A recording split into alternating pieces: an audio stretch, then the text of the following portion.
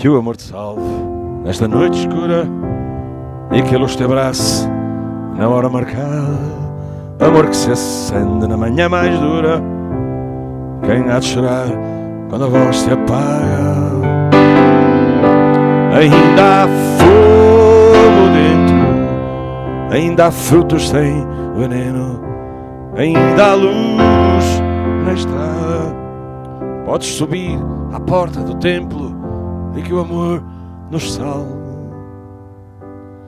Que amanhã levante a rosa dos ventos e um cerco apertado à palavra guerra.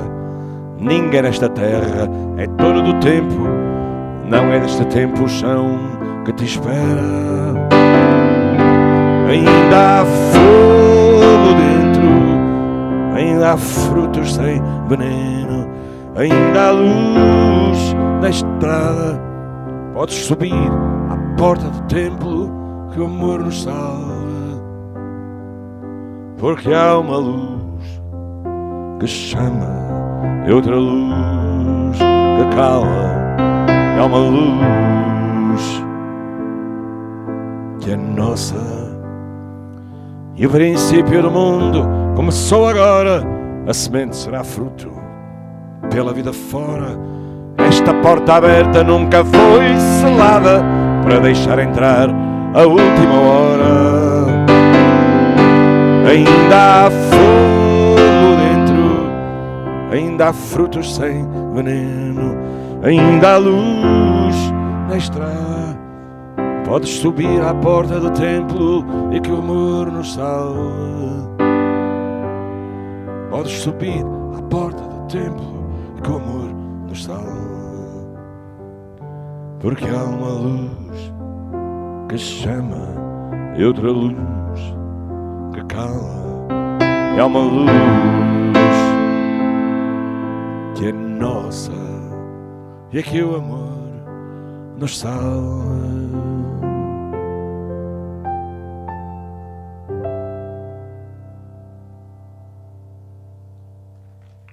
Obrigado.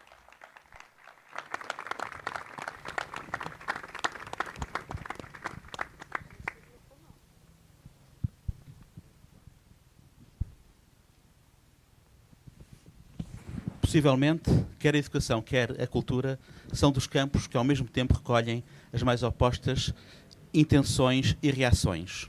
Por um lado, deverá ser quase unânime a ideia de que ambas são fundamentais na construção da nossa sociedade, seja em aspectos de desenvolvimento, seja nas dimensões humanas e dos valores que partilhamos. Contudo, por outro lado, essa quase unanimidade não resulta na criação de um clima, também ele deveria ser unânime, do lugar que a própria sociedade dá à cultura e à educação. É fácil e corrente remeter a responsabilidade para eles, que arca com o ónus. Normalmente os políticos, mas na prática é toda uma postura da nossa sociedade que se revela, por exemplo, nos fracos índices de consumo de cultura, tal como, mesmo quando ela é gratuita, nos mais fracos índices de investimento que as famílias fazem na educação dos seus mais novos. Somos herdeiros de uma sociedade esmagadoramente cristã, onde até o léxico da educação foi buscar muitas palavras. Como professor é aquele que professa, o catedrático é aquele que está na cátedra, na cadeira, tal como o bispo, ou as disciplinas que estudamos são os elencos de matérias que temos de dominar, tal como eram os instrumentos de flagelação que tinham o mesmo nome, as disciplinas. Mas somos também herdeiros de uma sociedade valorizadora do livro, das autoridades, do reconhecimento, do mérito pelos pares e, sobretudo, das citações. O Renascimento iniciou um processo de laicização da cultura, mas igualmente valorizador das autoridades herdadas. Ao texto bíblico juntaram-se os clássicos gregos e latinos.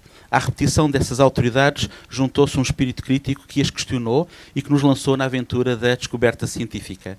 De uma ciência fechada, evoluímos para uma ciência aberta, livre dos constrangimentos herdados, capaz de criar mudanças de paradigma à base de uma ideia de progresso que se tornou vitoriosa quase até aos dias de hoje. Materializando essa ideia de progresso, plenamente integrada na visão de uma sociedade laicizada e secularizada, a escola definiu saberes oficiais, currículos escolares e até ritmos de vida. Entramos na escola às 8 horas da manhã, mudamos de nível de ensino de acordo com as etapas de vida e vivemos o ano ao ritmo das férias escolares, como podemos verificar exatamente no dia de hoje, um dos últimos dias de julho, em que felizmente o trânsito estava muito melhor do que era habitual durante o tempo de escola. Somos uma sociedade que gosta de se afirmar perante as outras pela sua cultura e que define o seu progresso pelos resultados da sua escola. Valores e produtividade correm lado a lado numa mesma definição de coletivo. Mas, mais uma vez, as unanimidades aparentes resultam em visões radicalmente diferentes, quer da cultura, quer da escola. Ao longo do século XX, as ciências sociais atomizaram a ideia de cultura num sem número de enfoques, tornando perfeitamente anacrónica uma visão apenas renascentista das belas artes e das belas letras. Numa tensão entre educação e educação, muito à boleia dos ritmos frenéticos que as famílias têm de seguir no mercado laboral, a escola toma em muito o lugar dos pais e alimenta tensões ideológicas que demonstram olhares muito diferentes em relação ao que o Estado tem como direito e como dever de apresentar às crianças que lhes são confiadas no horário escolar. Com noções muito diversas de cultura e de educação, ambas, mas em especial a segunda, a educação, são presença assídua nos discursos políticos e nos programas eleitorais. Material de confronto ideológico, ao consenso de ambos como motor de uma ideia de desenvolvimento, temos hoje setores da sociedade que veem também em ambos, cultura e educação, a materialização de uma decadência e de uma destruição da moral herdada. Se juntarmos esta tensão existencial, a dimensão financeira e dos apoios por parte do Estado, temos uma das equações mais explosivas da atualidade, centro das tensões entre os mais vitoriosos populismos e a própria visão da função do Estado. Que lugar damos hoje, individual ou coletivamente, à cultura e à educação, talvez devesse ser uma das reflexões mais presentes no nosso cotidiano. Tratam-se apenas de chavões ou de lugares comuns num debate inconciliável de opostos, ou ambos, cultura e educação, podem ser as pontes que tanto necessitamos num tempo radicalizado. Para falar connosco, para deambular como nómadas que somos, temos entre nós a Patrícia Reis, o Eduardo Marçal Grilo e o Pedro Patacho, para falarmos sobre entre mito e realidade, que lugar damos à educação e à cultura. Obrigado a todos por terem vindo. Muito boa noite, muito obrigado por terem vindo. Repito as palavras do Dr. Paulo Mendes Pinto. De resto, estas sessões começam sempre com uma canção. A canção que eu fiz foi Que o Amor nos Salve nesta Noite Escura, uma canção escrita em tempos escuros e que deposita na questão do afeto, naturalmente, uma salvação pessoal e quem sabe, coletiva.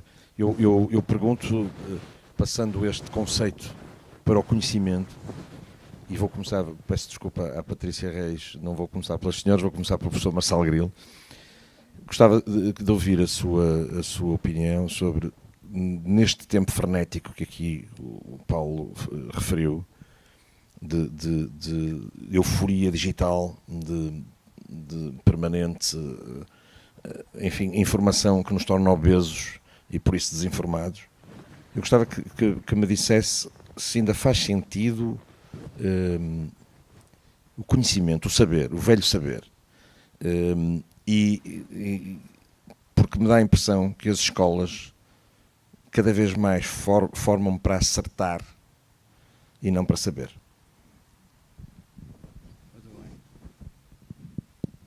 Muito boa noite. Não sei se estão a ouvir. Consegue-se ouvir? Está ligado, não é? Não? Está? Muito obrigado. Em primeiro lugar, eu queria agradecer muito este convite que me foi feito pelo Paulo e pelo Pedro. Eu conheço o Pedro há muitos anos, há 25, tive outro dia a fazer as contas. Há 25 anos que nos conhecemos. E antes de responder à questão que me coloca, que é uma questão muito pertinente, gostava de dizer o seguinte: eu com a idade tenho cada vez mais dúvidas e cada vez menos certezas. E tenho, sobretudo, muitas dúvidas sobre as pessoas que têm muitas certezas. Digo isto com toda a minha franqueza.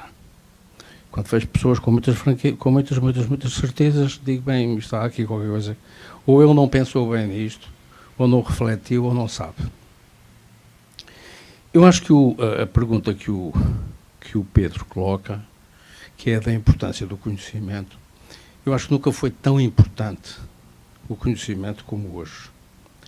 O conhecimento, quando falo do conhecimento em termos muito genéricos. Não é apenas o conhecimento científico. Os conhecimentos científicos são muito importantes, são basilares para qualquer pessoa. Isto é, uma formação na língua, nas línguas estrangeiras, na matemática, nas ciências experimentais, na história, na geografia, na música, nas artes plásticas, etc., etc. É muito importante. Mas nós vivemos um tempo que é um tempo em que o futuro é muito imprevisível. Não é só incerto, é imprevisível. Esta reunião que temos aqui hoje, se fosse há 3 anos atrás, tinha um contexto completamente diferente do que tem hoje, não é? Nós, nos últimos 3 anos, assistimos a uma pandemia que nunca tínhamos tido, nenhum de nós tinha passado por uma pandemia, a última tinha sido em 1918-19, e depois 2 guerras, não é? que temos em curso, e que são dois problemas de fundo que as sociedades modernas têm, e, portanto, a imprevisibilidade obriga a quê? A imprevisibilidade implica que os miúdos, e o termo miúdos para mim, desculpem o que eu vou dizer, mas miúdos para mim é tudo o que tenha menos de 54 anos. Que é a idade da minha filha mais nova, portanto, tudo o que seja abaixo de 54 anos é tudo miúdos, porque eu, quando ligo para casa e pergunto à Teresa como é que estão os miúdos, são eles.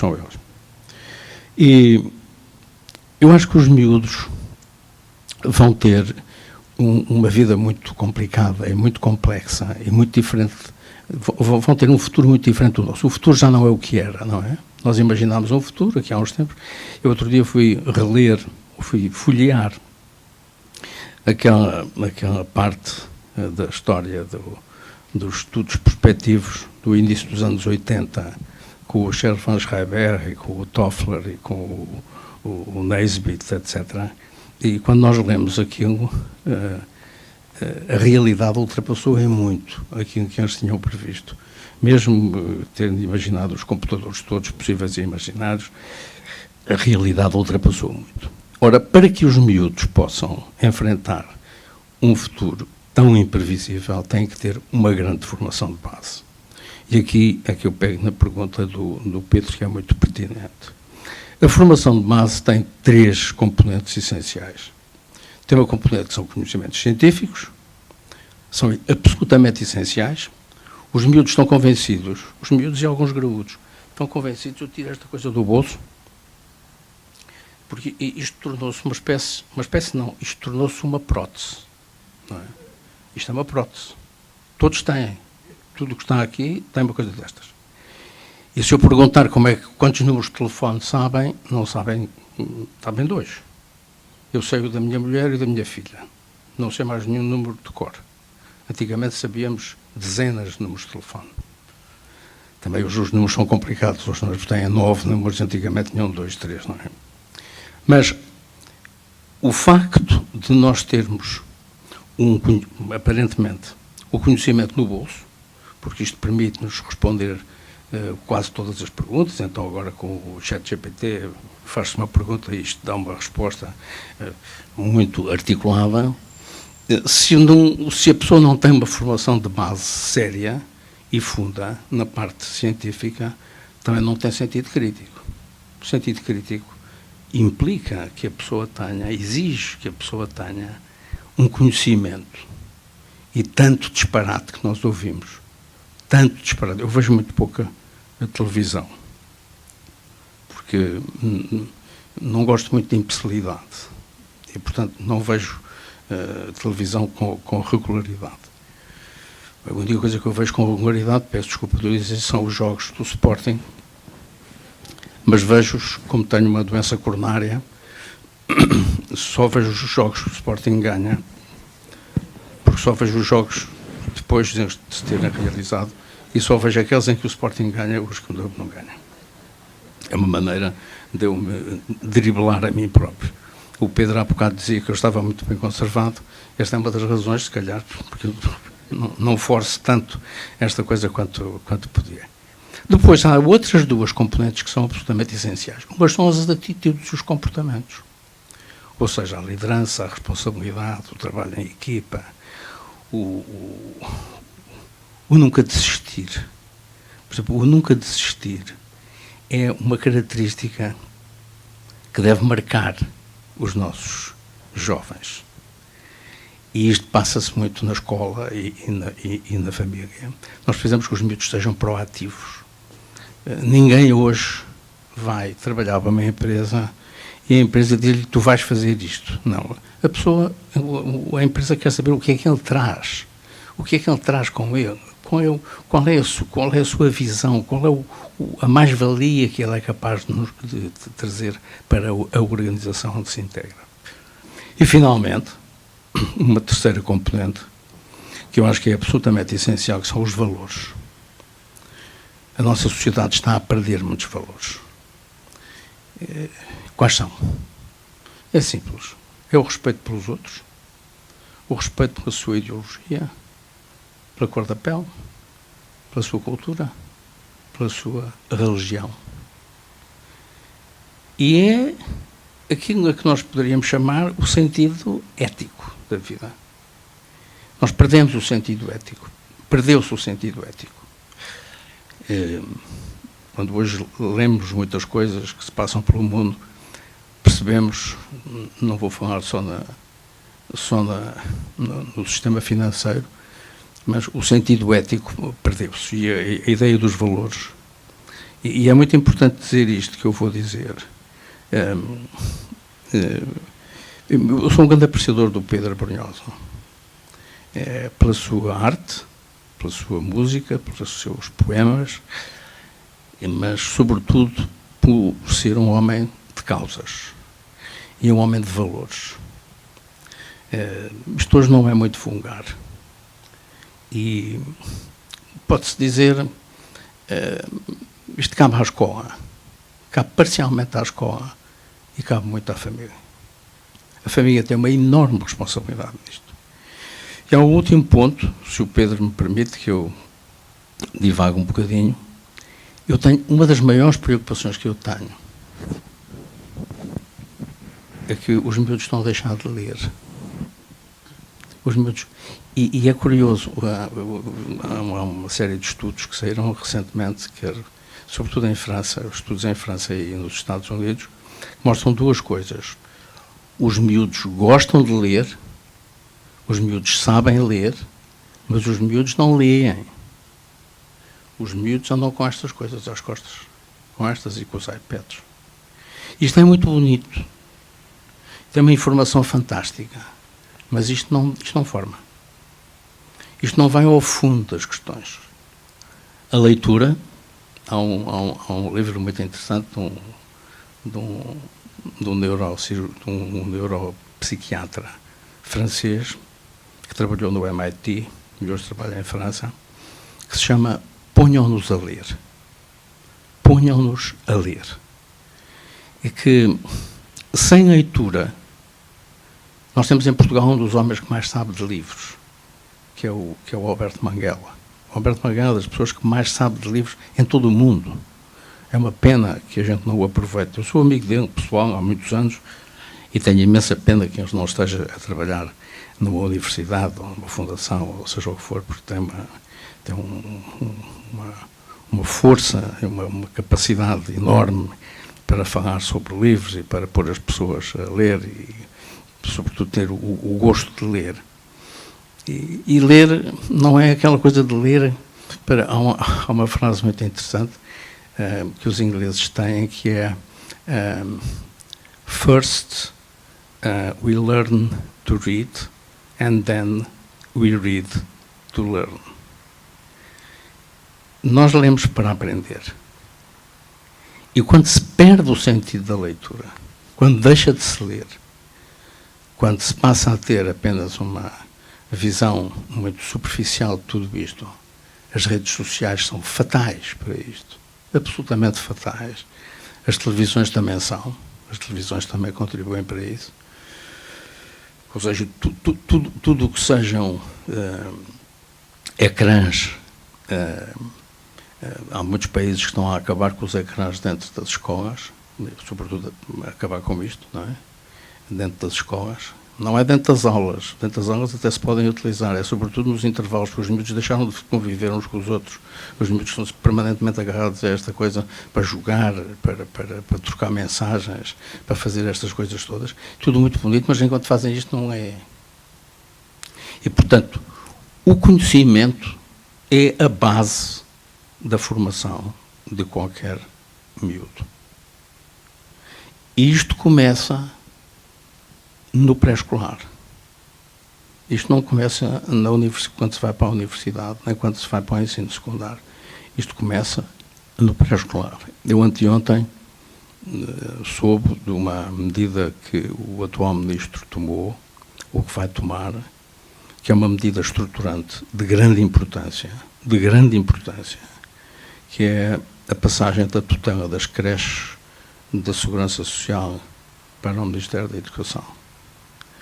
E cumprimentei o Ministro por isso, porque acho que é um salto estrutural enorme, porque os miúdos, se virem o que foi um dos últimos relatórios da OCDE sobre o estado da educação em Portugal, dizia que o Early Childhood, ou seja, a educação dos 0 aos 3 anos, que é uma educação muito especial, de que em Portugal se sabe muito pouco do ponto de vista técnico e científico do que é que se deve fazer. Esta é uma área de grande importância para que os miúdos se habituem a contactar com a cultura, com a língua e com os outros. A viver com os outros. Nós vivemos uns com os outros. Só uma última nota, Pedro, se me permite, para dizer o seguinte. Os miúdos, entre os 0 e os 6 anos, têm uma capacidade de absorção absolutamente extraordinária. Extraordinária, não é? Muito mais do que qualquer super inteligente que tenha a partir dos 10 anos de idade. Até aos 6 anos a capacidade é fantástica. Por exemplo, tornar um miúdo bilingue é relativamente fácil quando o miúdo fala com 2 línguas, uma com o pai e outra com a mãe, fica bilingue com uma facilidade enorme. Aí, nessa altura, se fizer isso com 10 anos, não funciona. E aquilo que me parece mais relevante é que nós temos uma razoável cobertura no pré-escolar. Mas aqueles pouquíssimos miúdos que ficam fora são, por exemplo, 3% com os 5 anos de idade e para aí 5% com os 4 e um bocadinho mais com os 3, aquilo vai tendo cada vez menos. Estes que não estão são os que mais necessitam do pré-escolar.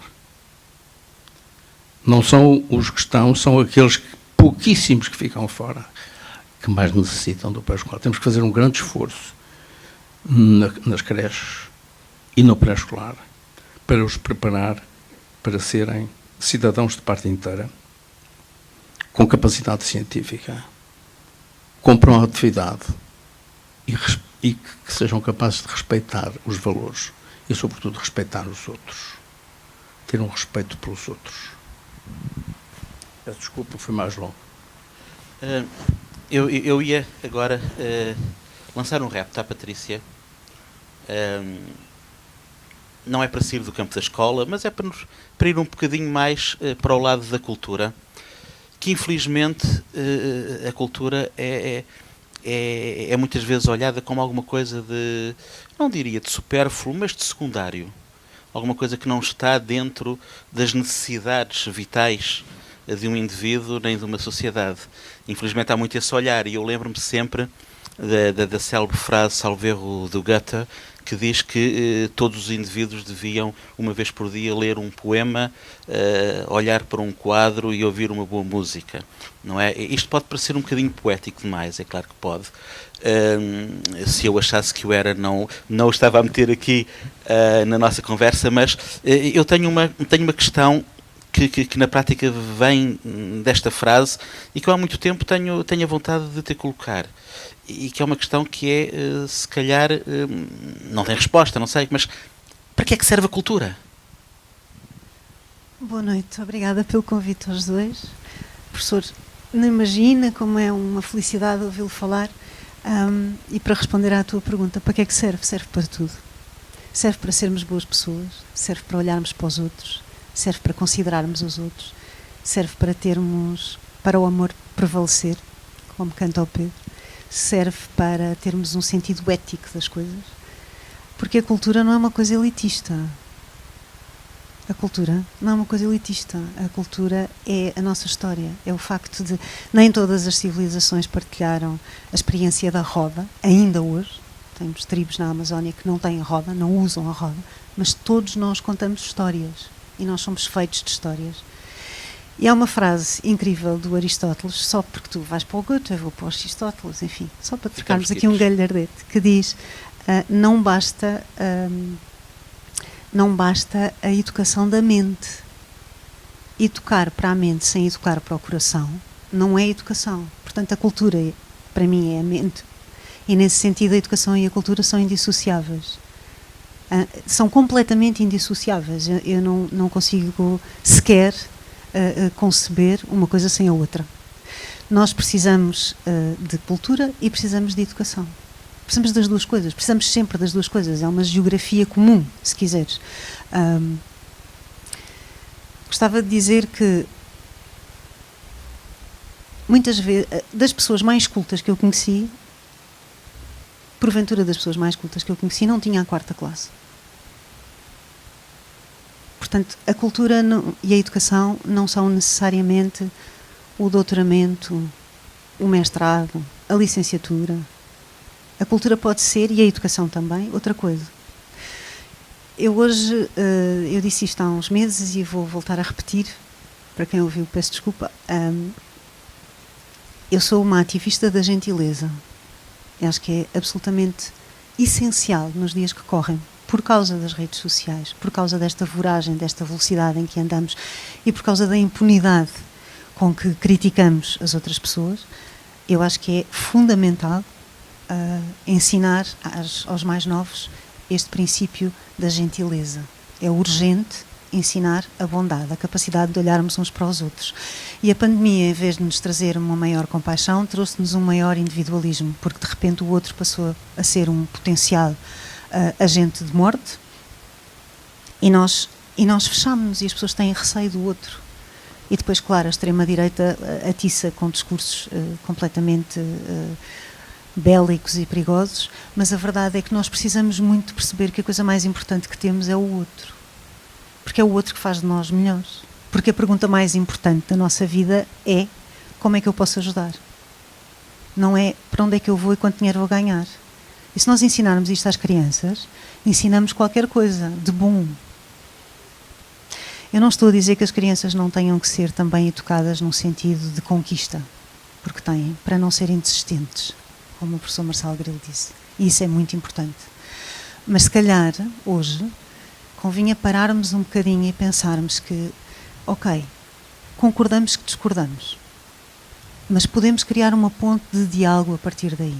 E hoje as pessoas estão muito enraizadas nesta ideia de que ou estás comigo ou estás contra mim.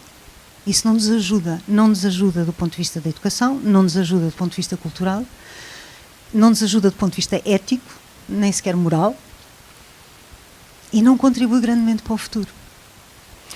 Do ponto de vista da educação, há uma coisa que eu gostava de dizer, que é: nós estamos a educar porque a vida é imprevisível.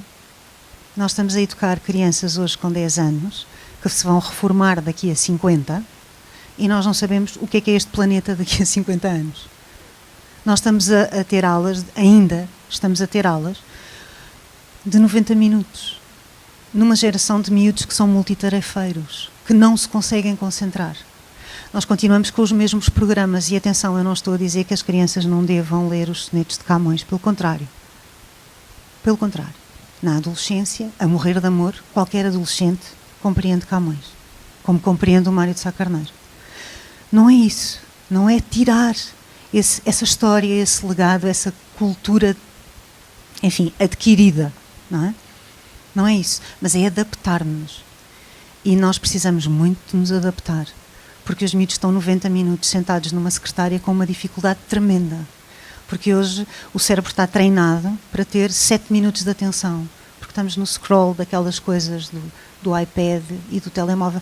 Se vocês forem ao vosso telemóvel e verificarem quanto tempo de utilização têm do telemóvel por dia, vão ficar verdes.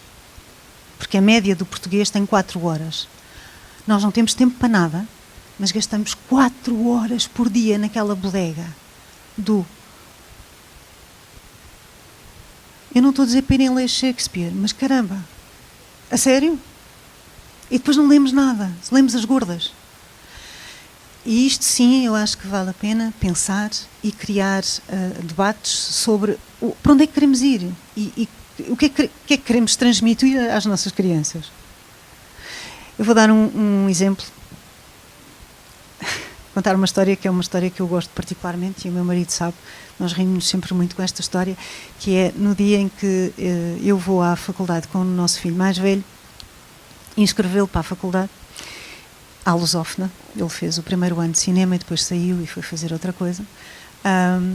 E está uma senhora na fila e está a dizer ao filho: tu tens que escolher um curso com mais de 50 anos. Leia-se.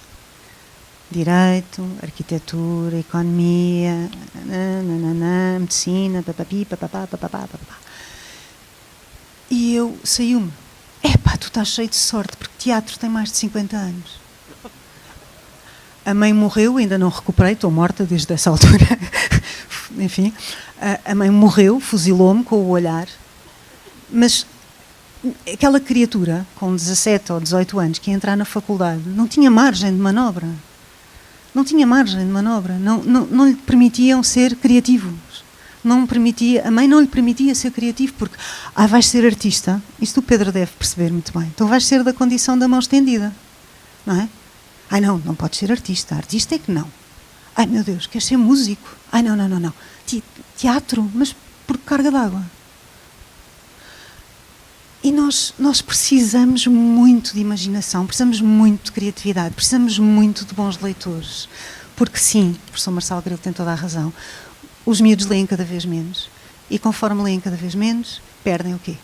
Vocabulário, capacidade de pensamento crítico, incapacidade, ficam nesta incapacidade de correlacionar coisas, perdem a capacidade da construção frásica, perdem verbos. A nossa língua está-se a afunilar numa simplificação brutal. Para quê? E porquê? E todos nós achamos isto. Isto um dia vai se resolver. Isso é muito tuga, não é? Um dia vai se resolver. Mas não se vai resolver. Nós precisamos muito de perceber que a cultura e a educação são fundamentais. E não podemos dizer aos miúdos: tens que ler um livro, e depois estar sentado no sofá a olhar para a televisão, para o computador, para o iPad e para o telemóvel. Porque os miúdos leem porque nós lemos. Porque os miúdos aprendem, por exemplo. Quando o meu filho mais velho tinha 16 anos, disse-me uma vez: tu não me educaste para eu ser uma salsicha nobre e eu agora não encaixo em lado nenhum. E foi horrível, porque, como qualquer mãe, o que eu queria era que ele fosse feliz e se integrasse, não é? Mas ele era um anormal que lia desalmadamente e ouvia Beethoven, portanto era um anormal. E eu só consegui dizer: mais tarde vais agradecer-me. O que é uma presunção e uma arrogância. Porque se calhar ele gostava de ser uma salsicha nobre e se calhar fui eu que achei que ele tinha de ouvir um disco por dia e ler por todos os dias e ler poesia todos os dias e perceber e conversar todos os dias sem telejornal à mesa. Nós nunca tivemos as notícias ligadas à mesa. Nunca. E, portanto, a escola é muito importante, a qualidade dos professores, a vocação que cada um tem para ser professor. Mas a família é um território inaugural da cultura e da educação. Muito Muito obrigado, Patrícia. Eu gostava de agradecer, em primeiro lugar, as palavras do professor Marçal Grilo, que são naturalmente retribuídas, é recíproca esta admiração. Não sei se mereço esse elogio, mas, e já agora, a propósito da leitura e do scroll, eu acho que a grande diferença, se me permitem, é que o scroll, naturalmente, é uma recompensa no segundo. Existe uma permanente injeção de dopamina, enfim, está documentado, estudado, enquanto que a leitura requer um esforço do indivíduo para, naturalmente, penetrar em toda a narrativa, mas tem uma recompensa de longo prazo e contínua, que é uma vontade de lá regressar e, sobretudo, cria uma empatia que o scroll não cria, porque nós no scroll somos turistas daquele momento, literalmente turistas, observamos, mas não se passa nada, nem sequer existe uma narrativa a ligar os vários episódios que vemos. Pode ser um gatinho a brincar com um novelo e a seguir um refugiado morto de bruços na praia. E isso faz de nós turistas observadores, mas não faz de nós empáticos. Por outro lado, ler Ana Karenina, não há como não viver o personagem. Não é? Eu gostava de passar ao Pedro Patacho aqui numa questão que tem a ver com e o professor Marçal Grilo referiu o conhecimento científico, naturalmente, nas áreas das matemáticas, que é uma área que eu sei que lhe é muito próxima. Portugal é um país de matemáticos, temos grandes matemáticos na nossa história. A matemática, para mim, e a relação entre matemática e arte é histórica, e sobretudo entre matemática e música, e portanto custa-me perceber como é que existe este afastamento que se viu agora na média nos exames nacionais, uma vez mais de metade dos alunos teve negativa. E como é que se cria esta empatia com a matemática, se me permite esta pergunta, que é um chavão, não é? Porque já se discutiu isto há muito tempo. E se é possível criar Portugal teria essa potencialidade de sermos uma plataforma de campos, de vários campos, que não requer matéria-prima que não seja a força humana e o saber, não precisamos de extrair lítio, o conhecimento não produz CO2. Se nós não era por aí também que Portugal poderia ter um braço a investir fortemente na ciência, como foi no caso com o professor Mariano Gá, que foi um notável precursor de uma política científica verdadeira em Portugal. E, portanto, em que estado é que estamos nas matemáticas, se me permite esta pergunta? Ora bem, muito boa noite a todos e obrigado pelo convite, a ambos. Já foram ditas aqui coisas muito importantes. A questão da matemática é uma questão muito importante, mas também é a questão da língua portuguesa, ou também é a questão das artes, da música, etc. Aliás, todos nós sabemos que os primeiros matemáticos também eram astrónomos, também eram músicos, sim. Também eram artistas. A música era uma ciência. Portanto, essa vivência e essa abordagem integrada aos saberes fez parte da vida das sociedades humanas e das elites durante muito tempo. E essa separação, vá lá, digamos assim, essa especialização do conhecimento é uma coisa mais ou menos recente. Já lá vamos à questão da matemática, mas eu não quero tratá-la isoladamente. Porque já foram aqui ditas coisas muito importantes e queria olhar para isto, olhar para a floresta e não olhar para a árvore. E a escola também não é diferente. Não é? Uma coisa é certa, nós precisamos nos reorganizar. A Patrícia estava aqui há pouco, disse várias coisas que apontam nesse sentido e é verdade. Nós precisamos de, não sei se é fazer um travão às quatro rodas, e pensar no qual foi o nosso percurso até aqui, o que é que estamos a fazer neste momento e como é que nos precisamos de reorganizar daqui para a frente, neste contexto de incerteza e de imprevisibilidade relativamente ao nosso futuro e aquilo que será relevante para nós não desistirmos e para sermos persistentes e para as pessoas, os jovens, encontrarem o seu papel e o seu lugar na vida da sociedade e fazerem-no com sucesso, né? O que é preciso para isso? Quer dizer, provavelmente temos que parar, temos que nos reorganizar, e isso é muito importante de o fazer. Falou-se aqui há pouco da família, o berço, não é? da educação, onde tudo começa, mas num país com 40 e tal % de pobres, antes das transferências sociais, quer dizer, com quase metade da população a gritar de sofrimento e a lutar diariamente para conseguir comer, que é disso que estamos a falar, e ter um teto onde viver, isso gera um estado de tensão, uma forma tensa e difícil, e uma vivência tão desagradável que origina vidas familiares muito complicadas, muito difíceis, que provavelmente não conseguem construir as melhores condições para que as crianças que têm ao seu cuidado também tenham os melhores meios, os melhores recursos e as melhores condições para iniciar um percurso educativo que lhe dê boas bases, e quando chegarem à escola também já consigam responder adequadamente àquilo que a escola tem para lhes oferecer, para eles explorarem as suas potencialidades, aquilo que conseguem fazer e alcançarem objetivos, definirem para si, conjuntamente com as suas famílias, objetivos ambiciosos e conseguirem alcançá-los, e assim a escola cumprir o seu papel de redução das desigualdades sociais e de apoio à construção de um futuro melhor para todos. Portanto, nós temos muitos... Pedro, perdão-me interrompê-lo muito rapidamente. Nesse sentido, sem perder o raciocínio, os rankings que nós assistimos... Os rankings que nós assistimos... São completamente... Eu no outro dia li um texto... Foi talvez um dos textos mais bem escritos que eu li nos últimos tempos sobre essa história dos rankings, que é do atual secretário de Estado, o Alexandre Homem Cristo, sobre a história dos rankings. E o que eu mais gostei no texto dele foi o equilíbrio com que ele escreveu aquele texto, porque eu colocava a tónica em duas coisas. Primeiro, é importante termos informação. Nós precisamos de ter informação sobre aquilo que se passa na escola, sobre aquilo que é o desempenho dos alunos face àquilo que são os currículos e os programas que estão definidos. E precisamos ter essa informação de maneira pública, acessível aos profissionais, acessível à cidadania, acessível aos decisores, acessível a toda a gente. E essa informação é útil para nós acompanharmos aquilo que vai acontecendo no sistema, e é útil para também tomar decisões sobre aquilo que vai acontecendo. E quanto melhor for essa informação, quanto mais abrangente ela for, melhor. Mas não é assim que eles são utilizados. Agora, pegar nos resultados dos exames, elaborar um ranking e dizer esta escola é boa e aquela é má por causa do resultado dos exames é um absurdo.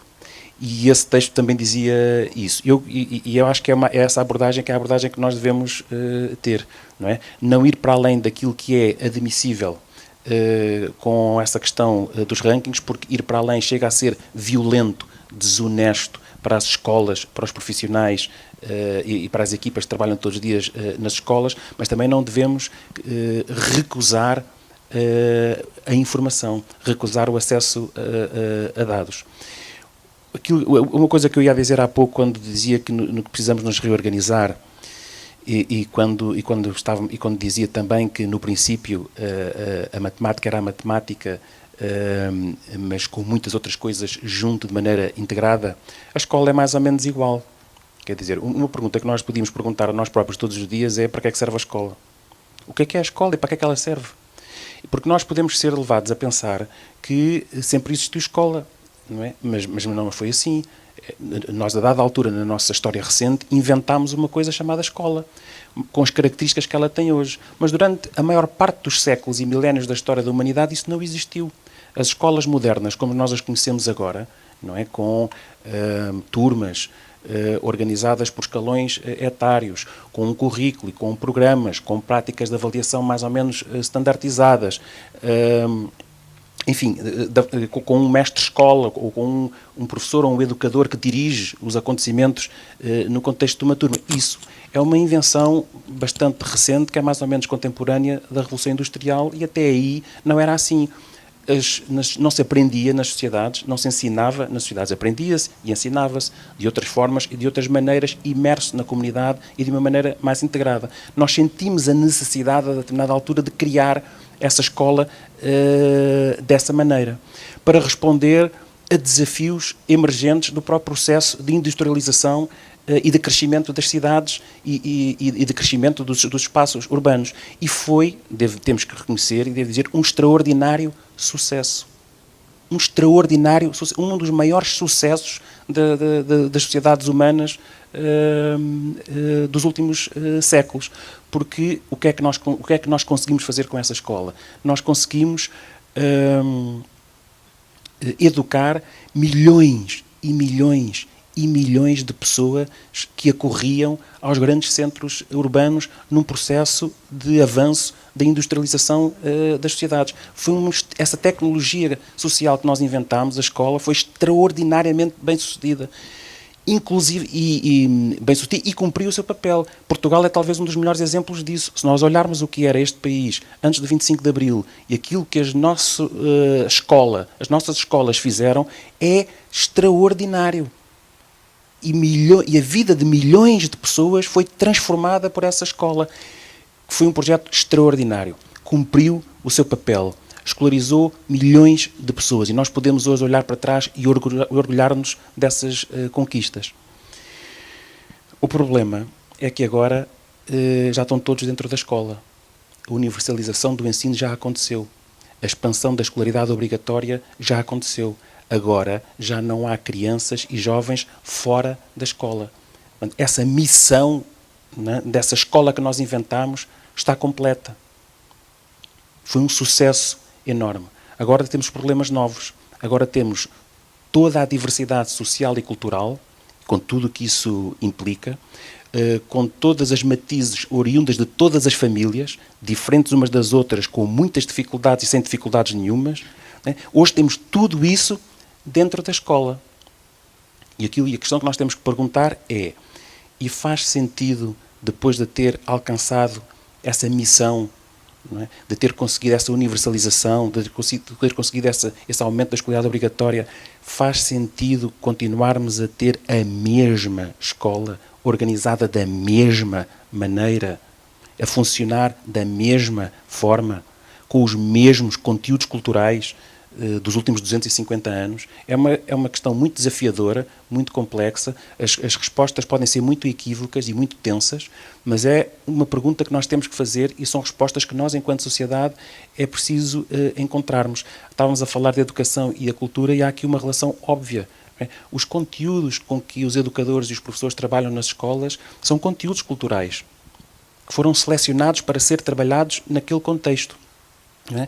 E é também uma questão desafiadora para colocar o que deve ser selecionado como conteúdo cultural oficial para ser trabalhado nas escolas, o que é incluído e o que fica de fora.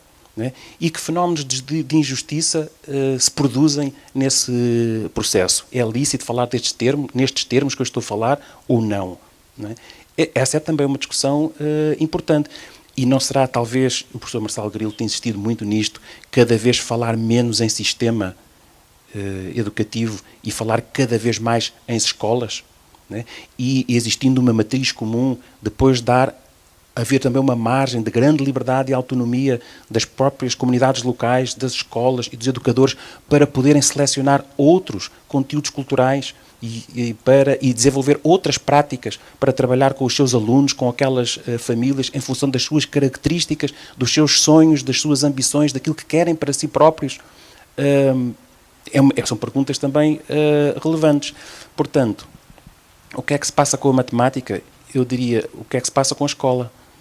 Não é? O que é que se passa com os currículos? O que é que se passa com os programas? Devemos continuar a fazer tudo como fizemos até aqui nos últimos 250 anos e que foi um extraordinário sucesso e uma magnífica conquista que nos trouxe até aqui?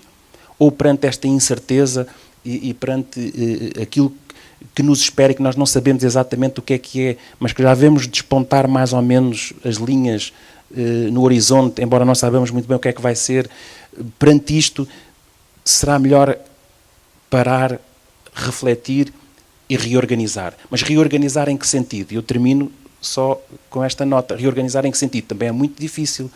A educação, o Paulo Mendes Pinto dizia no início, é muitas vezes palco de acesos confrontos político-ideológicos. Por uma razão muito simples, quer dizer, porque a educação é um fenómeno intensamente político. Intensamente político. Porque é o mecanismo através do qual nós nos organizamos enquanto sociedade para acolher as crianças e os jovens e prepará-los durante um longuíssimo período de tempo.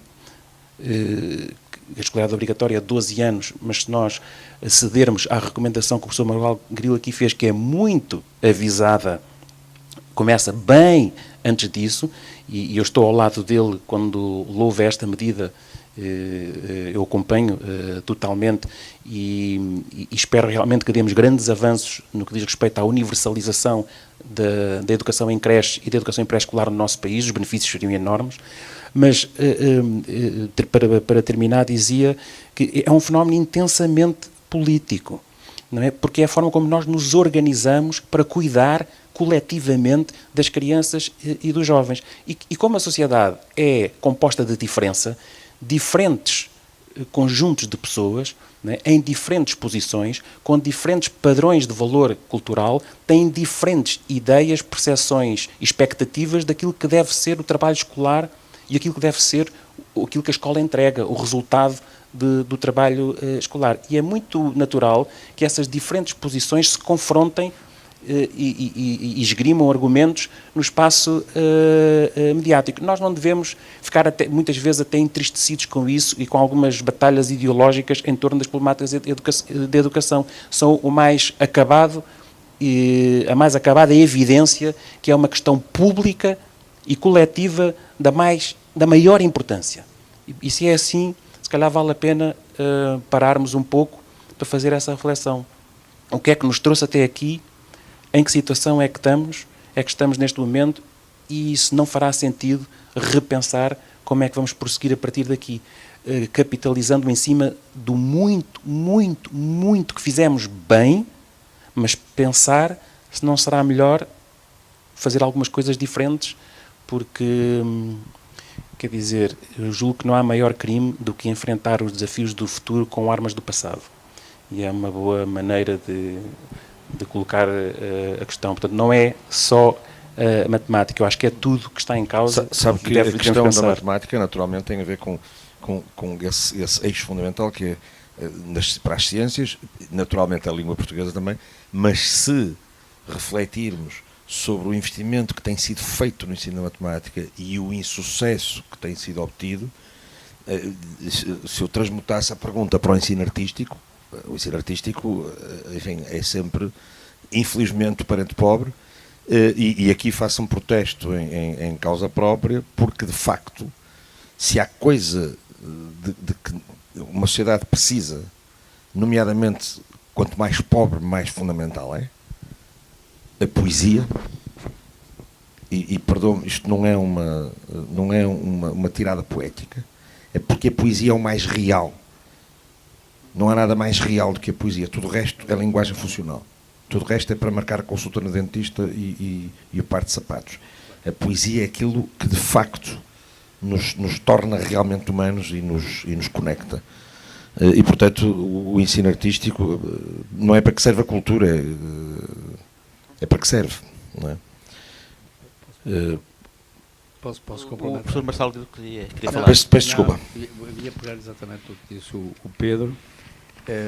A Sofia de Melbrenner dizia que a educação havia 3 coisas essenciais: a poesia, a música e a ginástica. E perguntaram-lhe, então e a matemática? Ela disse, a matemática está na música. Não há música sem matemática, nem matemática sem música. E a poesia, como o Pedro acabou de dizer, ele que é poeta e sabe bem aquilo que a poesia exige em termos de domínio da língua, da cultura, etc. Tudo por aí fora. Eu queria só fazer três brevíssimas notas. Uma relativamente aqui ao que disse a Patrícia, que eu gostei muito do que disse, e quando falou sobretudo da pandemia. Mas na pandemia houve uma coisa que foi, para mim, muito surpreendente, sobretudo nos meios mais pequenos, que foi uma enorme solidariedade da parte dos miúdos. Houve muitas escolas por exemplo, nos institutos muitos politécnicos organizaram-se para prestar apoio às pessoas que estavam isoladas, aos casais que não conseguiam sair de casa, às pessoas mais velhas, etc, etc. A segunda nota que eu gostava de dizer, que eu gostava de referir, é sobre um conceito que para mim tem uma importância muito grande, que é o conceito da exigência. Nós confundimos muito a exigência com exames. A exigência é preciso fazer exames. A exigência é uma coisa muito mais vasta do que isto. A exigência... há uma cultura de exigência. Os portugueses não são exigentes. Os portugueses são resingões. Gostam de protestar, mas não são exigentes. Não são exigentes porque não têm uma cultura de exigência. E porquê? Porque a exigência começa em casa. A exigência começa dos pais em relação aos filhos. E depois é dos filhos em relação à escola. E da escola em relação aos seus alunos. E, finalmente, a exigência de cada um de nós. Eu sou um grande adepto do ciclismo. No ciclismo há uma prova chamada o contrarrelógio individual, em que o ciclista corre contra si próprio. Isto é, pretende amanhã fazer melhor do que fez hoje. Isto é que é ser exigente. O Pedro, quando compõe, quer sempre fazer melhor do que fez no dia anterior. E está sempre... Uma das razões porque eu há bocadinho falava na dúvida é porque a dúvida sistemática é a única forma de progredir. Eu ainda fiz 10 anos de investigação no Laboratório de Engenharia Civil, quando era miúdo, entre os 24 e os 34 anos. E a ideia do investigador é de saber fazer perguntas e tentar responder às perguntas. E depois de obtida a resposta, eu trabalhei muito na parte experimental. Eu próprio construí 2 equipamentos, um em Londres e outro cá, e fiz as minhas teses com base em equipamento feito por mim. Eu sou engenheiro mecânico. Posso não parecer, mas sou engenheiro mecânico. Ou fui engenheiro mecânico aqui há uns anos atrás. Há uns anos atrás, quer dizer, há 50. Digamos, quando a gente obtém um resultado, no dia seguinte interroga-se sobre se aquele resultado está certo ou não, se nós o conseguimos repetir ou não. A dúvida sistemática é fundamental para progredir. Nunca há verdades absolutas. Tudo tem sido posto em causa. Se a gente olhar para a história da física, tudo foi posto em causa até à mecânica quântica, não é? Tudo veio por aí fora, saltando de um sítio para o outro. Portanto, o sentido da exigência, para mim, é uma das características a desenvolver e a incentivar nos miúdos. Os miúdos devem ser exigentes com os professores, devem ser exigentes com eles próprios. Assim como os professores têm que ser exigentes consigo próprios, fazerem melhor, cada vez melhor. Terceira nota é sobre os rankings. Eu estou completamente de acordo com o que o Alexandre escreveu relativamente à importância da informação e à divulgação da informação e ao uso que se faz da informação, quer para a definição de políticas, quer para a análise das escolas, para as escolas poderem pensar sobre si próprias. Mas, infelizmente, os rankings são utilizados de uma forma, os resultados são de uma forma perversa. Porque o mais importante é saber se está em primeiro, em quinto, em sétimo, em oitavo, em 12º, em 19º. E isto é perverso. Isto é perverso. E não é perverso só aqui, não é? Quer dizer, quem primeiro começou por fazer rankings, os primeiros rankings que se fizeram, sobretudo nas universidades, foram feitos pela US News and World Report, que é uma revista americana que começou a fazer isto há muitos anos. Depois a Carnegie Commission também fez, e hoje em dia há rankings para tudo, o ranking de Xangai, o ranking espanhol, há rankings sobre tudo possível de imaginar.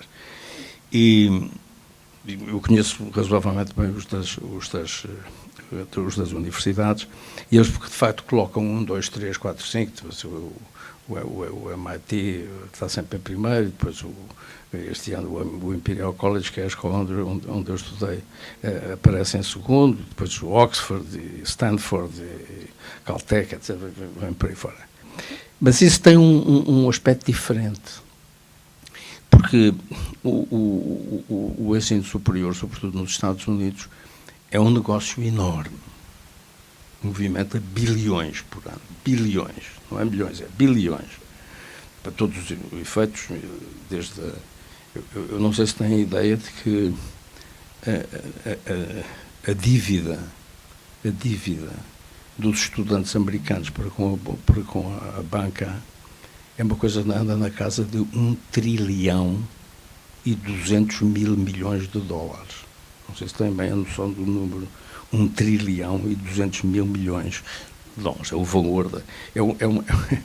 É uma bomba maior que o subprime que deu cabo dos mercados internacionais em 2007, 2008. Portanto, e isto é muito importante para as instituições classificarem-se e receberem estudantes daqui, em Portugal, quem no fundo dá cabo disto, desta informação, é a comunicação social. A comunicação social desfaz isto, porque o que lhe interessa é os 2 primeiros ou os 10 primeiros são todos escolas privadas, e os outros, as públicas só vêm para trás, e as outras para a frente, e esta subiu, e aquela desceu, e esta tem um maior, e a outra tem um melhor. Não é para isto que os rankings devem servir. Os rankings, aquilo que se chama os rankings, devem servir para recolher informação, a informação ser distribuída e ser conhecida por todos nós, e ser uma informação que é essencial para as próprias escolas. Vamos ver como é que este governo reage e como é que vai adaptar agora. Eu não li em detalhe aquilo que se vai fazer, espero que se faça bem e que se consiga encontrar uma fórmula, sobretudo para as provas chamadas de aferição. Quem trouxe as escolas de aferição, peço desculpa dizer isto, mas quem trouxe as provas de aferição fui eu, trouxe-as de Inglaterra. Os ingleses faziam provas de aferição e quando eu visitei a Inglaterra, uma visita oficial em 97, digo bem, percebi que aquilo tinha uma enorme potencialidade para poder aferir e poder fazer algumas correções na forma como as escolas funcionam e mesmo nas próprias políticas públicas. Simplesmente os portugueses perceberam que as provas de aferição não serviam para nada. E como não serviam para nada, os pais disseram: não te importes com isso. Não te importes com isso. Não vale a pena. Isso não serve para nada. Disseram os professores, disseram os pais e disseram os miúdos. Eu lembro das minhas netas e eu dizer: mas não conta, avô. Ele não conta para nada. E, portanto, outro dia, eu acho que escrevi, não sei se escrevi num sítio qualquer, em que dizia: dê-lhe um peso qualquer pequenino. Um peso, uma coisa simbólica, mas para que os miúdos percebam que aquilo serve para qualquer coisa. Não é? Mas desculpem eu voltar ao tema da exigência. Se nós não formos exigentes, nunca seremos capazes de progredir. O progresso está diretamente relacionado com a vontade que nós temos de fazer melhor aquilo que fazemos. E não andar à procura das coisas mais simples. Não é? Uma das razões, porque isto não é uma característica dos portugueses apenas, é, digamos, todo o mundo, com exceção de 3 ou 4 países asiáticos. Não é? Se olharmos para a China, se olharmos para Singapura, se olharmos para a Coreia do Sul, a situação é manifestamente diferente do que é para nós. Aquilo que os finlandeses fizeram ali nos anos 90 por exemplo, com os testes do PISA, em que a Finlândia tinha um avanço muito grande, estava francamente na frente, e estava na frente por razões, eu lembro-me, peço desculpa, uma pequena história, eu quando estive na Universidade das Nações Unidas, em certa altura tivemos uma reunião em Helsínquia. E a reunião em Helsínquia foi talvez, já não me recordo, em 2004, 2005, já não me lembro. E os finlandeses tinham tido um resultado fantástico, quer na língua, quer na matemática. E das ciências, suponho que também, mas na matemática e na língua, assim. E numa conversa com a ministra, na altura, a ministra finlandesa, eu perguntei-lhe qual é o milagre desta coisa extraordinária que vocês conseguem. E alguém enumerou imensas coisas, os apoios sociais, os transportes, as alimentações, etc., tudo muito positivo. Mas depois, no fim, disse-me assim: nós somos o país do mundo que temos maiores níveis de leitura em família. Eu bem sei que na Finlândia, sobretudo de inverno, é de noite a partir da 1 da tarde. E, portanto, isto, eu percebo que haja grande leitura em família, porque ninguém vem para a rua com 10 graus negativos, não é? E as pessoas metem-se em casa e, pronto, e alguém lê. Aqui em Portugal, agarrar nos miúdos à 1 da tarde, tem-os em casa, e começar-lhes a ler um livro do Camilo Castelo Branco, não sei se alguém terá algum sucesso com uma coisa dessas.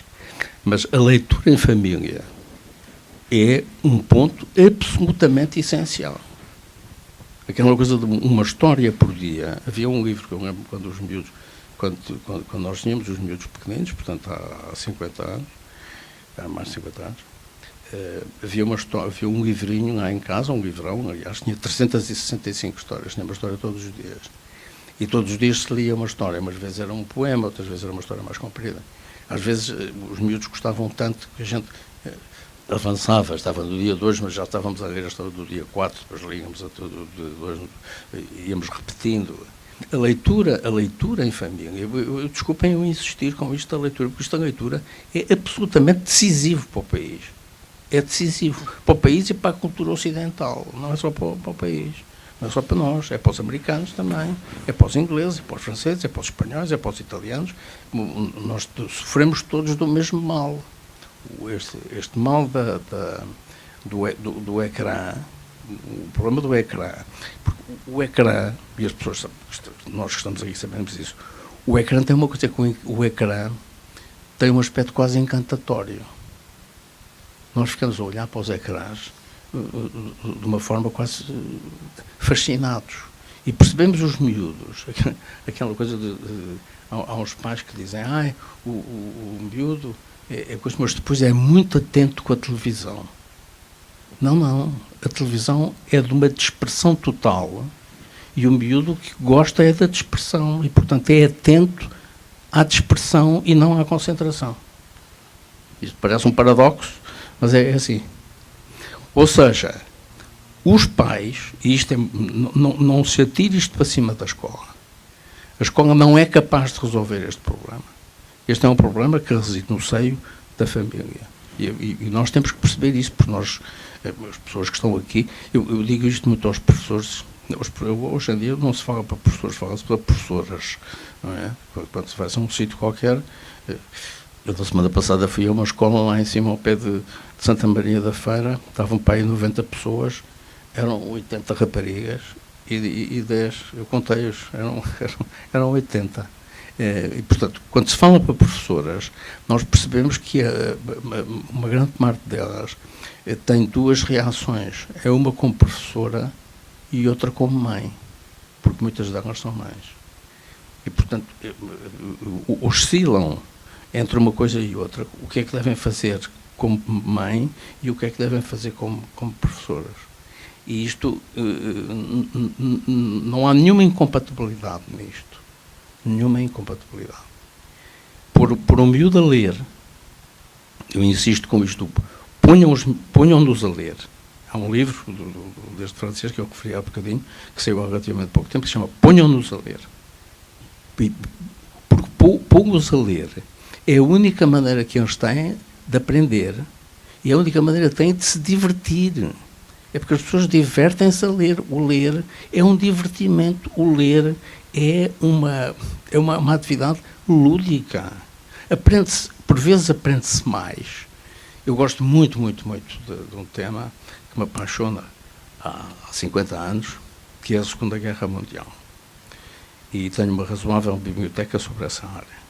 Há um livro, que é um livro de ficção, que se chama Les Bienveillantes, que foi escrito por um canadiano chamado Jonathan Littell, que é uma ficção sobre a guerra e que é, talvez, o livro com que melhor nós percebemos o que foi o período entre 39 e 45, vivido por um alemão SS.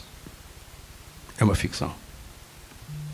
Portanto, quando se diz, não, tem que se ler ensaios, tem que se ler livros de história, os livros de história são muito interessantes e são muito bons quando são bons historiadores, mas os historiadores funcionam com documentos, funcionam com fontes.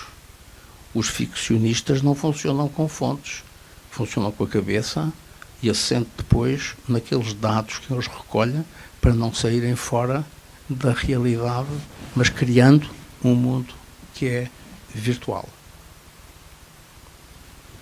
Havia muito a falar sobre a leitura. Eu proponho aqui ao Pedro e ao Paulo que façam uma coisa só sobre a leitura, porque eu acho que é importantíssimo.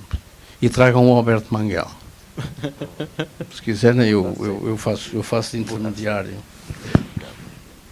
Eu não vou continuar na questão da leitura, mas indiretamente vou lá dar. E estava aqui há pouco, enquanto o Pedro Patar estava a falar, recordei que várias vezes se falou aqui na palavra imprevisibilidade.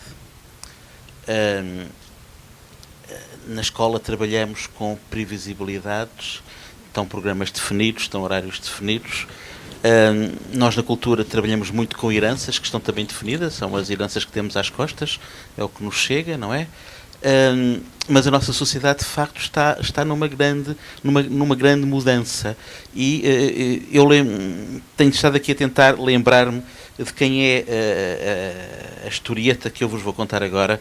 É de um pedagogo francês que eu não me recordo, não estou a conseguir chegar lá, mas início dos anos 90 ele escreveu num livro uma pequena história que dizia mais ou menos isto. Nós na escola temos cerca de 1/3 dos alunos conseguem ter sucesso significativo, pleno. Temos um outro terço, enfim, que se safam assim. E temos um outro terço que não consegue atingir os objetivos.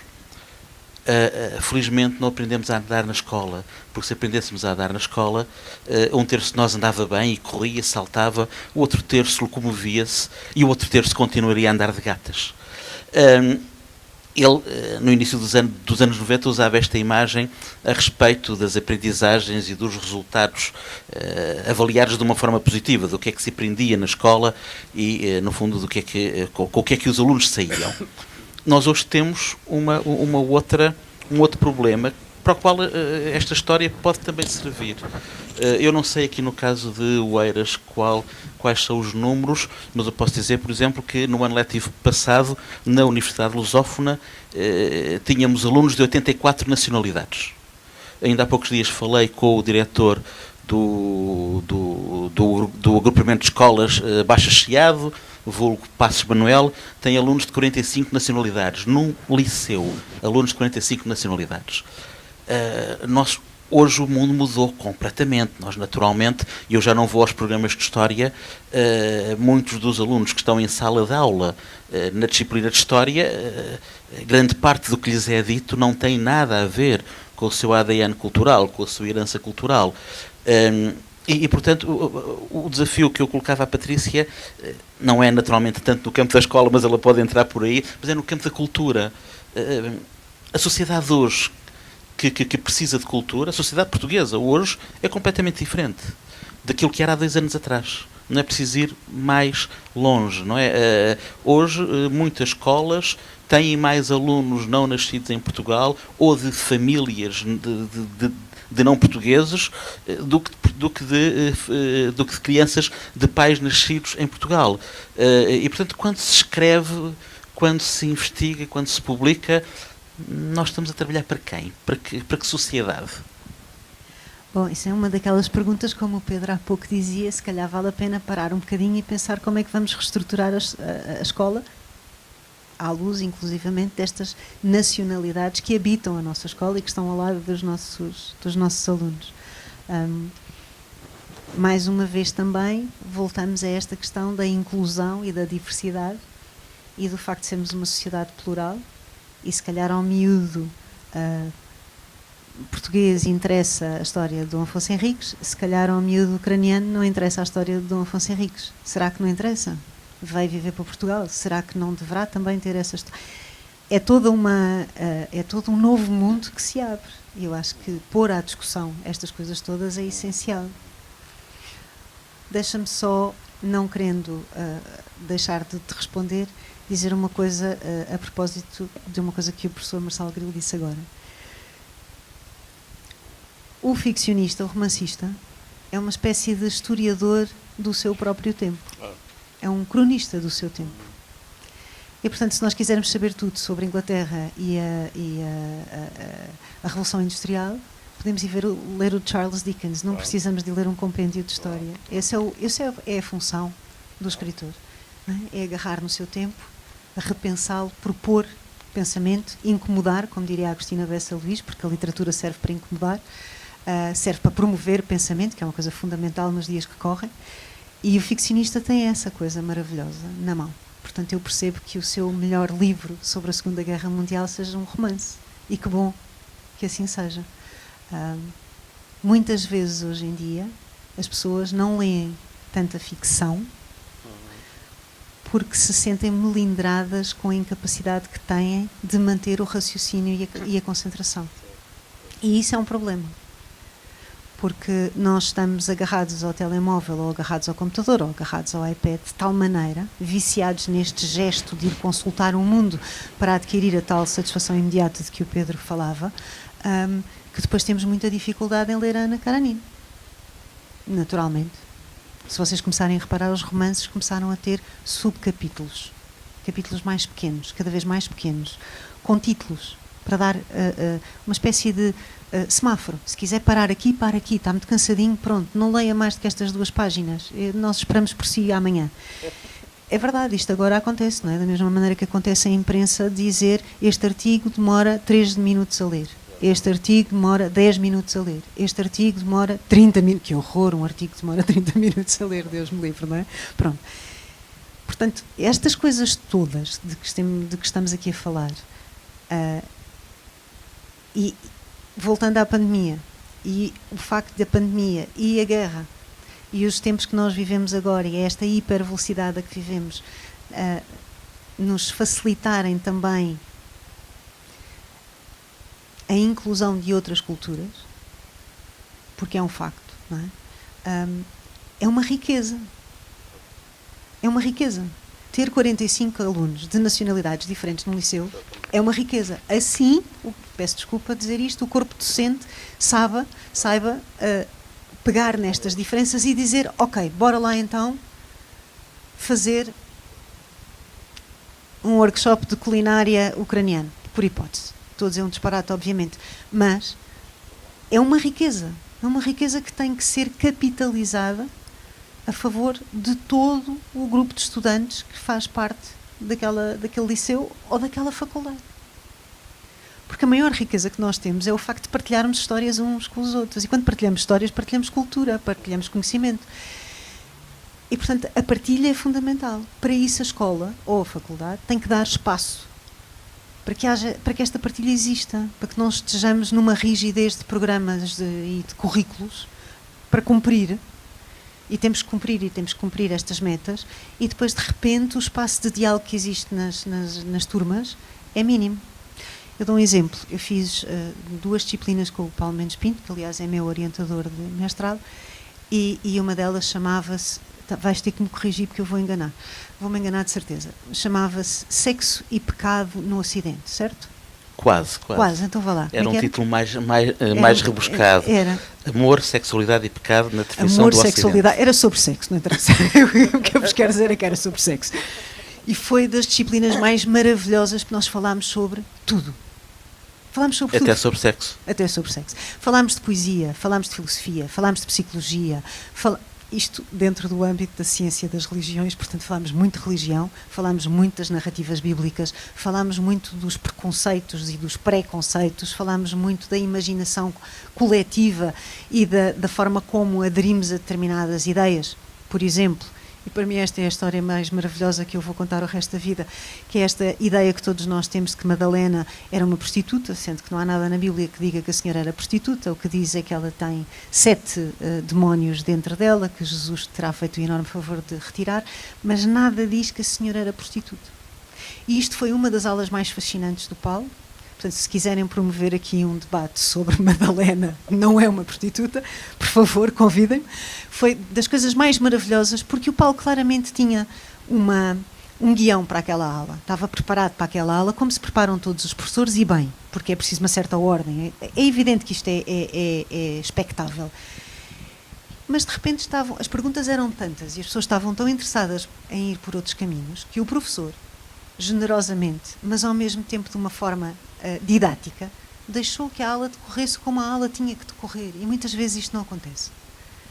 E esse espaço de imaginação, esse espaço de criatividade é fundamental. Só queria terminar, e juro que é para terminar, contando-vos uma história que o Ken Robinson conta, que é um pedagogo inglês que está a viver nos Estados Unidos e que tem uma maravilhosa, extraordinária TED Talk de 19 minutos que eu aconselho, que se chama Porque é que a Escola Mata a Criatividade, e ele conta esta história que é extraordinária. Nos anos 30, há uma mãe de uma menina chamada Julian Lynn que recebe uma carta da escola a dizer que a miúda não tem claramente um problema cognitivo e, portanto, não tem capacidade para continuar naquela escola. E a mãe leva a Julian a um especialista e ele faz uma série de perguntas à mãe e tal, e de repente senta-se ao lado da menina e diz-lhe: olha, eu vou ali sair, vou ali com a tua mãe, tenho umas coisas para ver ali fora com a tua mãe, tu ficas aqui um bocadinho, está bem? E conforme sai, liga o rádio. Anos 30. Liga o rádio. E sai com a mãe e a porta tem uma janelinha e conforme eles saem, a porta fecha, a miúda levanta-se e começa a mexer-se. E o especialista diz à mãe da Julian Lynn: a sua filha não tem problema nenhum. A sua filha é uma bailarina, ponha-a numa escola de dança. E a Julian Lynn, com 80 e muitos anos, coreógrafa do Cats, coreógrafa do Fantasma da Ópera, portanto multimilionária, coisa que nenhum de nós será, que era a tal miúda que tinha incapacidade e que tinha problemas cognitivos, chegou à escola de dança e percebeu que havia pessoas como ela, que precisavam de se mexer para pensar. Ora, nós obrigamos os putos a estarem sentados na cadeira 90 minutos. Lamento. E nós hoje, perante uma situação destas, dávamos à criancinha Ritalina. E dizíamos que a criancinha tinha um déficit de atenção e hiperatividade. Ela era só uma bailarina, fez uma carreira brilhante e felizmente teve sorte, porque a mãe a levou a este especialista. E às vezes, no percurso da vida de uma criança, aquele encontro com o professor, aquele encontro com o terapeuta, aquele encontro com o auxiliar da escola, aquele encontro com o coordenador dos tempos livres, pode ser fundamental. Patrícia, deixa-me só... Posso só... Claro que sim. Para notar, a Patrícia tocou um ponto que é absolutamente essencial. É que todos os miúdos têm um talento. Todos têm um talento. E nós confundimos... deixamos de ter talento conforme vamos andando na vida, porque a escola também nos vai retirando essa capacidade da criatividade. Pronto, lá está. Mata o talento. O talento. Há um estudo feito sobre o talento em Portugal, que foi feito por uma fundação catalã, com o apoio, na altura nosso, da Fundação Gulbenkian, em que está hoje estudado como é que nós somos capazes de descobrir o talento. Não é nós a escola. É porque o talento pode ser descoberto ou pelos pais, ou pelos médicos, ou pelos professores, ou pelos empresários. Isto é uma coisa que vai... Há muita gente que só quando adultos é que mostram um determinado talento. Nós confundimos muito o talento com o grande sucesso. O Cristiano Ronaldo, o Pedro Brunhosa, não, são grandes talentos. Não é verdade, é um talento, para todos os efeitos, que são coisas públicas, são coisas, digamos, evidentes, que não precisam de demonstração. Todos os miúdos têm um talento. É preciso encontrá-lo e motivá-lo para isso. Há um célebre livro que se chama A Escola dos Animais. E na Escola dos Animais, a escola procura que os animais façam tudo aquilo que eles fazem pior. Por exemplo, tentar pôr o crocodilo a voar. É impossível pôr o crocodilo a voar. O crocodilo anda assim. As aves andam no ar. Não andam aqui, não andam no chão. E, portanto, há que perceber que é preciso apanhar agora não é só nos miúdos, é nos cidadãos, aquilo que eles são capazes de fazer, que gostam de fazer e que devem ser incentivados a fazer. Por exemplo, mesmo nas empresas, hoje em dia, aquilo que eu há pouco dizia sobre as atitudes e os comportamentos e os valores, mas atitudes e os comportamentos. Quando se faz uma seleção de candidatos para uma empresa, sobretudo numa grande empresa, eu lembro-me de uma viagem que fiz já há muitos anos, com um diretor de uma grande, um CEO, como se diz agora, um CEO de uma grande empresa internacional, e que viajei com ele durante não sei quantas horas, não sei para onde, e a certa altura falou-se de seleção, e ele disse como é que selecionava.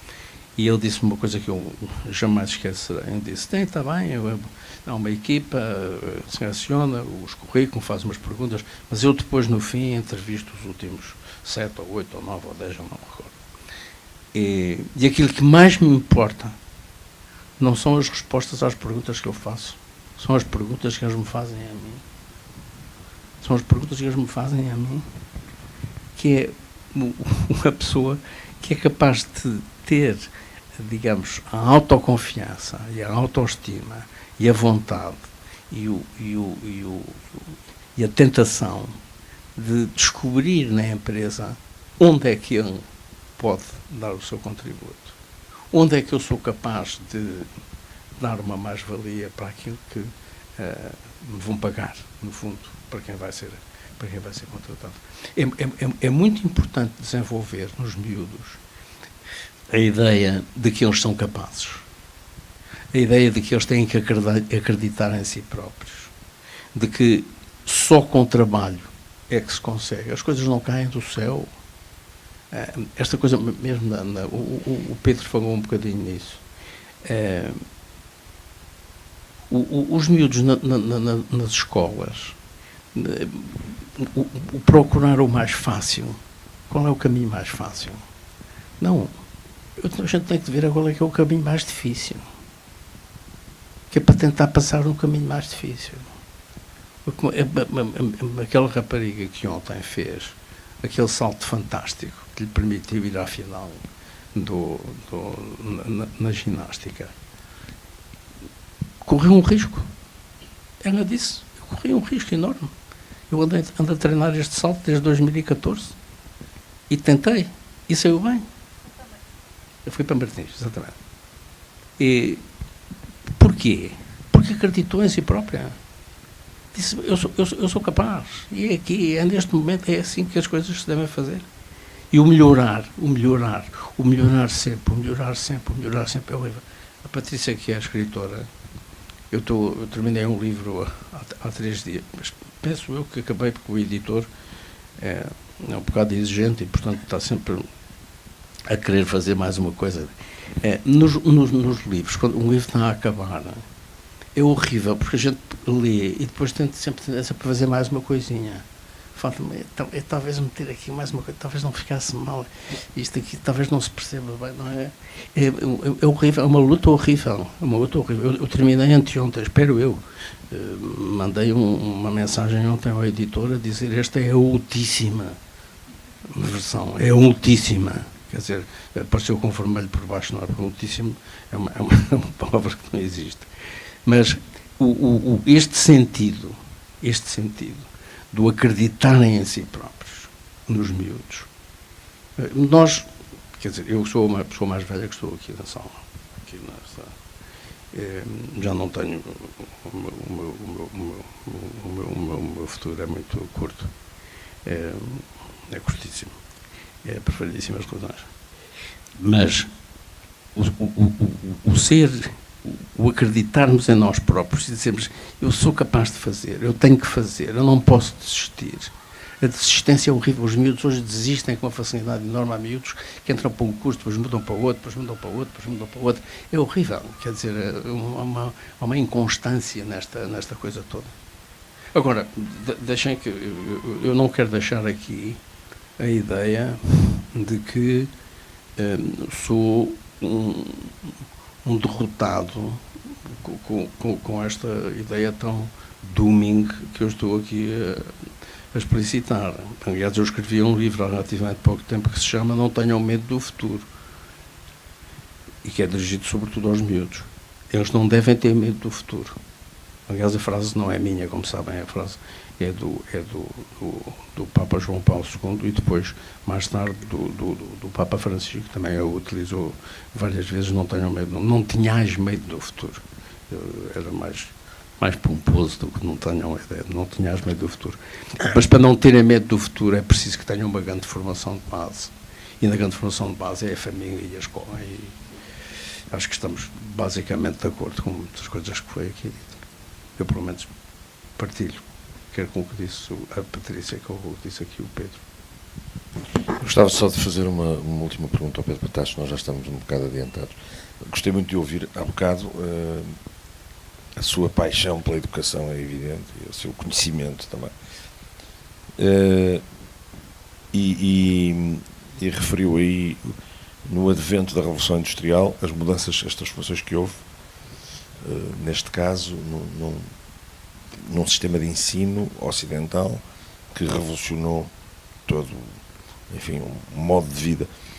E, portanto, é notório que sempre que há uma inovação tecnológica que abrange transversalmente toda a população, existe uma mudança de paradigma prático, mas também metafísico. A percepção do real muda, as distâncias mudam, a percepção até no caso da Revolução Industrial, isso foi notório no casamento de amor que começa a acontecer porque as pessoas deslocam-se da sua terra e podem se apaixonar por quem querem, já não têm a pressão do parco e do vizinho e do pai a libertação da mulher. E, portanto, existem sempre grandes transformações metafísicas numa revolução industrial, numa revolução tecnológica. Nós estamos a ver uma, neste momento, e aqui foi notório que ninguém conseguiu passar sem referir o telemóvel. Sendo que é apenas um instrumento, não é como o lápis, pode-se furar um olho ou escrever um soneto. De que maneira é que vê, nesta coisa de parar e reformular, como é que nós podemos... Não estou a falar do telemóvel da escola, isso é um assunto demasiado corriqueiro. Esta transformação que está a acontecer, porque está a acontecer, já acontece. O conceito de tempo é outro, o conceito relacional é outro, faz-se para a direita, quer dizer que aceito, para baixo não quero. Soubemos agora que os miúdos estão a ser altamente influenciados por sites pornográficos nos telemóveis.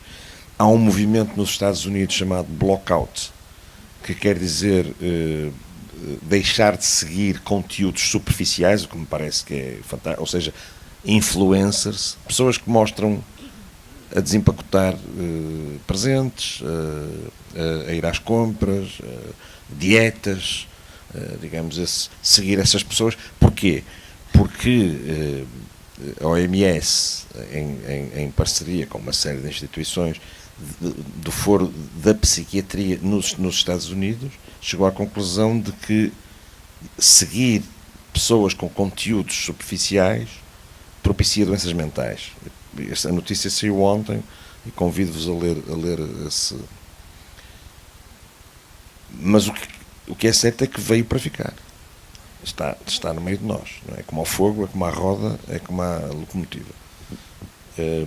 Parar e reformular de que forma é que nós podemos transformar este universo digital novo num aliado. É uma pergunta demasiado aberta. Não são todas demasiado. Acho que ainda não falámos aqui de nada que seja propriamente simples e que não seja demasiado complexa. Mas calhar porque são desafios difíceis e questões muito complexas, é que nós temos que falar delas mais vezes, em mais espaços e com mais pessoas, para começarem a estar mais presentes, com um sentido de urgência diferente entre os principais assuntos sobre os quais temos de tomar decisões que são difíceis. Eu estou a falar em abstrato, mas se falarmos sobre essa questão, por exemplo, das tecnologias digitais e da revolução digital que está a acontecer e da sua relação com o fenómeno da educação escolar e com o fenómeno da vida privada familiar, não é? Tomar decisões sobre isso é difícil. E tomar decisões na escola ainda é mais difícil, porque é um espaço público, não é? É um espaço comum, onde as pessoas também têm o direito de participar e dar a sua opinião, e quer nos órgãos próprios para isso, quer como simples pais e encarregados de educação.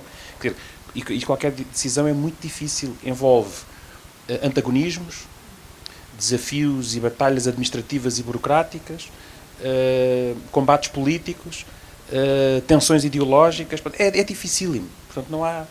Tudo isto é muito difícil. E essa é uma excelente questão. Eu, por razões académicas, estudei com algum detalhe. Uma vez numa conversa aqui com o professor Marçal Gadul, ele disse: tu deixaste-te influenciar demasiado pelo Manuel Castells. Num texto que eu escrevi, a propósito disso, eu estudei com algum detalhe a Era da Informação, a trilogia do Manuel Castells, e a maneira como ele descreve a revolução das tecnologias de informação e comunicação, desde os anos 60, 70 para cá, e como essa revolução transformou irremediavelmente os modos de produção e o mundo do trabalho e das organizações e toda a nossa vida económica, todo esse lado da organização económica dos nossos países, do mundo do trabalho, das empresas, das organizações, mas mudou também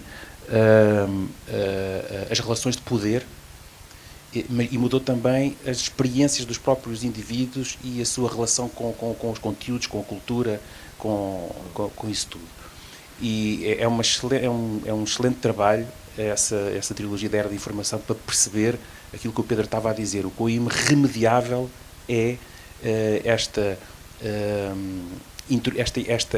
chegada das tecnologias de informação e comunicação ao nosso mundo e como é um ponto sem retorno.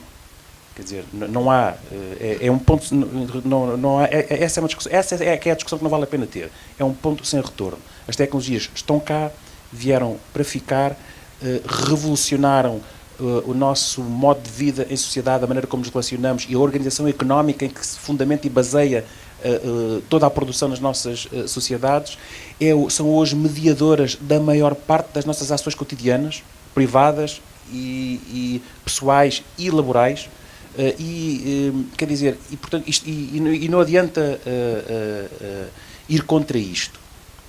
Portanto, a grande questão é essa, e é uma questão muito difícil, é o papel desta revolução digital, o lugar desta revolução digital, por exemplo, no projeto de educação escolar.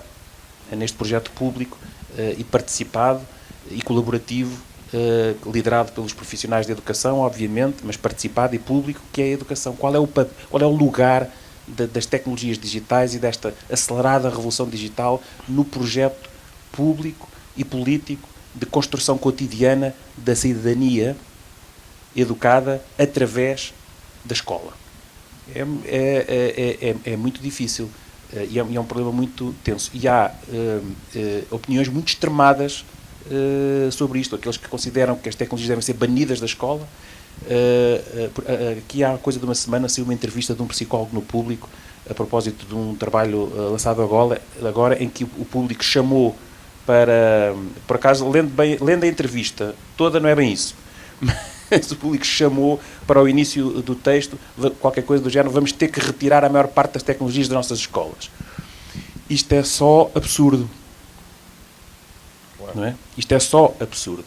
Porque o pior que nós poderíamos fazer, era criar um divórcio, não é? Uma separação, que seria sempre artificial, entre a vida cotidiana das crianças e dos jovens, não é? E aquilo a que eles têm acesso quando vão a uma FNAC, quando vão a uma biblioteca, quando vão a um museu, quando vão ao cinema, quando estão com os amigos, quando estão em casa, quer dizer, toda essa existência mediada pelas tecnologias digitais, não é? E banir isso quando pusessem o pezinho dentro do portão da escola ou da porta da sala de aula. Já é suficientemente mau esta situação latente de competição cotidiana entre a escola e o que está fora da escola. É como se aquilo que está na escola fosse uma grande chatice, um enorme enfado e um grande aborrecimento, é? E as oportunidades de aprendizagem ou de acesso a conteúdos que estão fora da escola e a maior parte das vezes mediadas pelas tecnologias digitais fosse muito mais giro, muito mais divertido, muito mais dinâmico, muito mais integrado, muito mais apelativo e muito mais interessante. Não é? Esta dualidade é uma coisa que, em primeiro lugar, nos devemos esforçar para combater, não é? E também uma coisa que nos devemos esforçar para combater é resistir a esta tendência de criar um divórcio que será sempre artificial e a escola ficará sempre a perder entre aquilo que é o mundo cá fora e aquilo que é o mundo lá dentro da escola, mas com uma palavra que eu acho que é a palavra-chave, que é equilíbrio. Porque já vem sendo produzida várias investigação, o Pedro estava a falar disso, vem sendo produzida várias investigação recentemente que começa, quer dizer, 30 anos depois, já é tempo, não é? E começa a evidenciar os malefícios da exposição excessiva aos ecrãs e às tecnologias, e a utilização excessiva das tecnologias digitais, de certas tecnologias digitais, de determinadas maneiras. Nós também não podemos depois falar assim genericamente. E sabe-se, por exemplo, hoje que a leitura sai tremendamente prejudicada quando é feita em dispositivos digitais. Particularmente se estivermos a falar de textos longos, considerando textos longos, textos com mais, eu agora não me lembro qual é que é a métrica, mas mais de 400 palavras, ou 200 e tal, ou 300 palavras, o que é. Já há muita investigação que mostra que a capacidade de entendimento e de interpretação desses textos em digital e os mesmos textos em suporte físico é diferente e sai prejudicada quando o conteúdo é digital. Isso e muitas outras coisas que também já se sabe. Então, se nós já estamos a começar a saber isso, se a evidência está a acumular, eu acho que a palavra de ordem é equilíbrio. Se é insano ter que procurar hoje, no mundo em que nós vivemos, tal ou qual como ele é, construir um projeto de educação escolar onde as tecnologias digitais não tivessem lugar. Né? Mas é importante esta discussão de qual é o seu lugar. Quais tecnologias digitais? Como? Para quê? E isso tem que estar muito claro. E não pode valer tudo.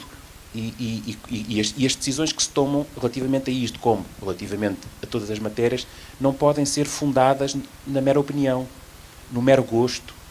Eu acho isto mais interessante, eu acho aquilo menos interessante. Não, tem que ser fundadas na evidência, naquilo que a investigação científica vai mostrando, naquilo que os dados que se vêm acumulando, vêm evidenciando, para tomar boas decisões, bem ancoradas no melhor conhecimento disponível sobre estas matérias.